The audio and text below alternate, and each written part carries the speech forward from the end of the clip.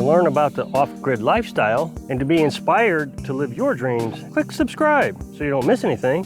Hit the bell notification. So today, I thought I'd go through kind of a generalization video, kind of cover many topics all at once. So, as you know, we canned some bacon. A lot of people wanted to know how it would turn out. So we just opened a jar of canned bacon.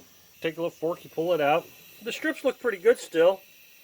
And all the grease came out. Everything came out just like, well, I mean, better than I expected, actually.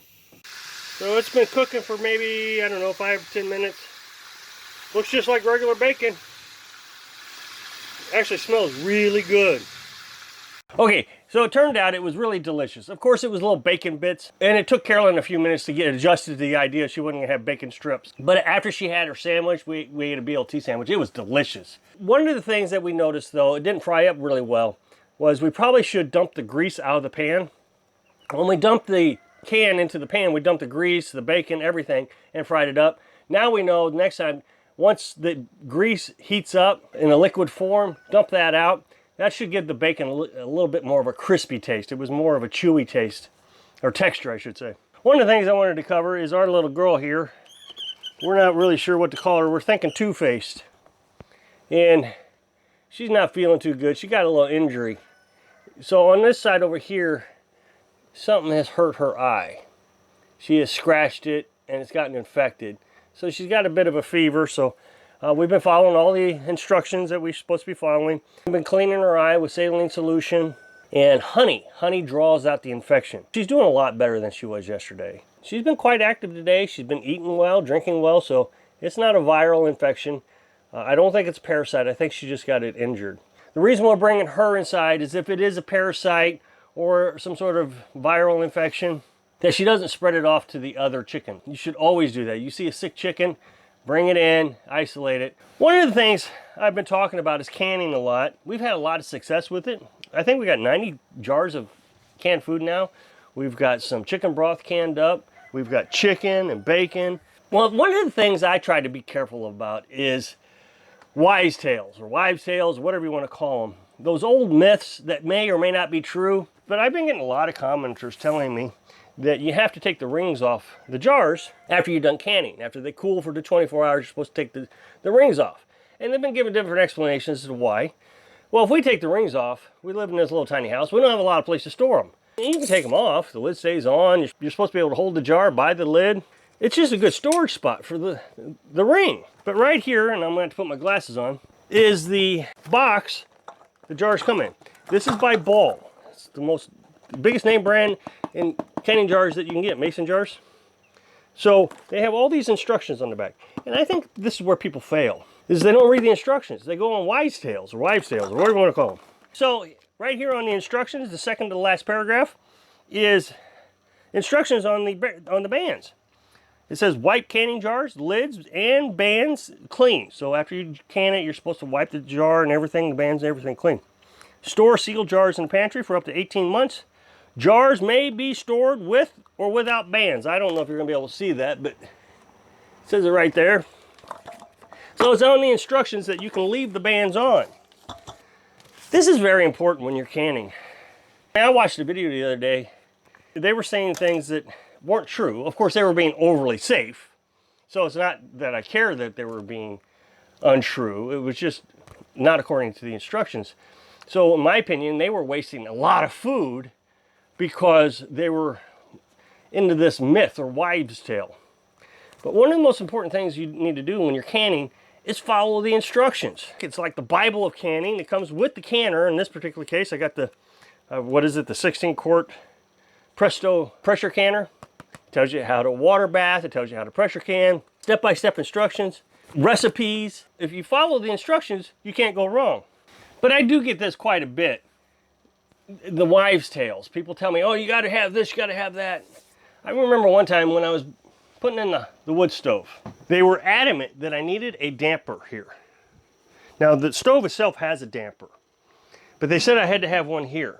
Because if there's a chimney fire, you got to be able to throttle that down. And they just gave all kinds of reasons.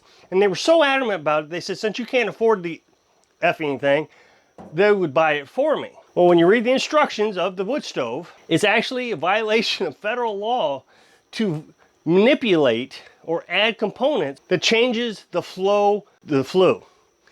Specifically, don't add a damper into the chimney. The other one is the chimney is upside down, you got it upside down. Well, when you follow the instructions on the chimney itself, if you're doing wood stoves, the chimney has to be upside down. Now, if you're doing propane or whatever other kind of flue, natural gas, this is upside down. The reason you put it upside down like this for wood stoves is so that when the creosote runs down the chimney, it doesn't run out on the outside. It runs down on the inside and burns up inside the wood stove. Not here. So another wives' tale. People saying things that could actually cause you serious problems. Now what happens is this lights up, it actually draws in a vacuum. So smoke doesn't come out because it's upside down. It draws in a vacuum. Another thing I got beat up quite a bit about was this porch. When I built the porch, I used one wood screw right here, just one. And a lot of people said, no, you gotta have three, you gotta have three, you gotta have three. A lot of people didn't even know why you had to have three. Of course, some did.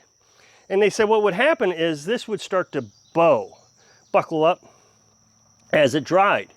Well, as you can see, this wood is about 6 months old now, and you don't see any buckling.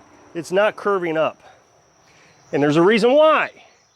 It's because when you really research these things, the only reason you need 3 screws is if you have no ventilation underneath.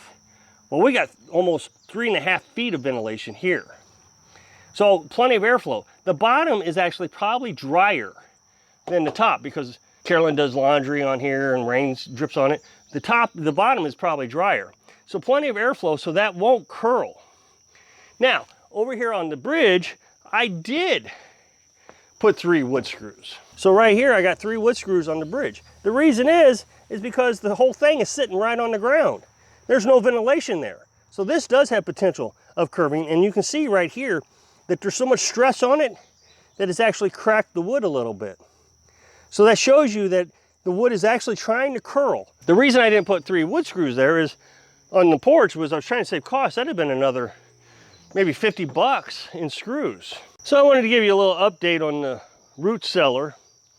I've kind of paused on it.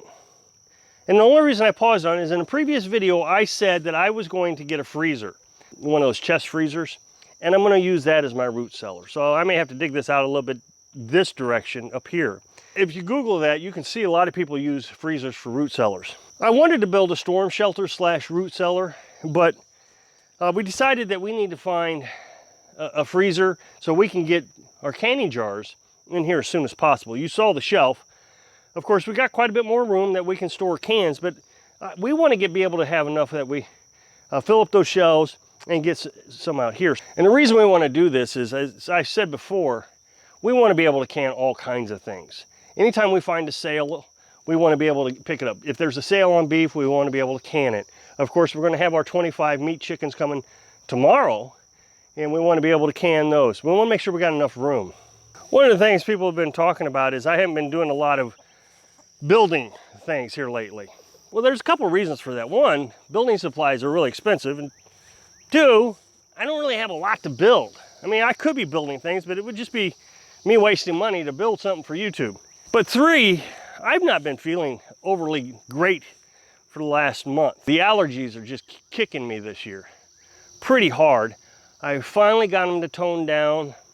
I've had a significant sinus infection, and I've been able to cure it all myself. I didn't have to go to the doctor. Of course, if I'd have gotten on antibiotics right away, it would have cleared up a lot sooner. But I was able to take care of myself. I was so miserable that Carolyn was doing research on how to help me get over things, and we've been taking peppermint tea. The antihistamines, they do okay, but I found that Flonase was the real kicker for me. That helped me out a lot. And I've been feeling better for the last couple of weeks, but the breathing is still, gets difficult at times, so I haven't been trying to overexert myself. I figure it's better to get yourself healthy so you can do more later than it is just beat yourself down. We did that last year. Carolyn got a little bit of heat exhaustion or heat something. So we took a couple weeks off just to get ourselves better. But I don't understand that I haven't been doing anything related to off-grid. We've been canning, raising chickens, getting new chickens. I've been demonstrating all this. And again, I think it's perspective. People don't see canning food as an essential part of living off grid. But if I didn't raise my own food, people would say, you're not living off grid. And I said right at the beginning of this year that our focus was going to be food, trying to produce our own food, and we're really getting there. But as I said, we're going to get some meat chickens tomorrow, 25 of them. And by mid-September, we'll be butchering meat chickens. And we're suspecting that we're going to be able to save about $6 per chicken and get 2 more pounds than what you can buy at stores. Well, some guy said, I don't know what you're talking about. You can go to Costco and pick up a cooked chicken for $5. Those rotisserie chickens you can buy at Walmart and Costco. So I Googled it. Those chickens are terribly mistreated. Costco apparently has a farm, and they're doing billions of chickens a year. Of course, they're medicated, because when you have that much stress in tight, close quarters, their immune system breaks down. And then they butcher them when they're at 3 pounds. You're paying $5 for 3 pounds of chicken, whereas I'm gonna get 10 pounds of chicken for $8. And I think people do that when they're spending money. They just see the cheaper cost, and they don't really analyze the cost per pound. So I hope I can inspire you. Do your research when you're living your dream. Thanks for watching.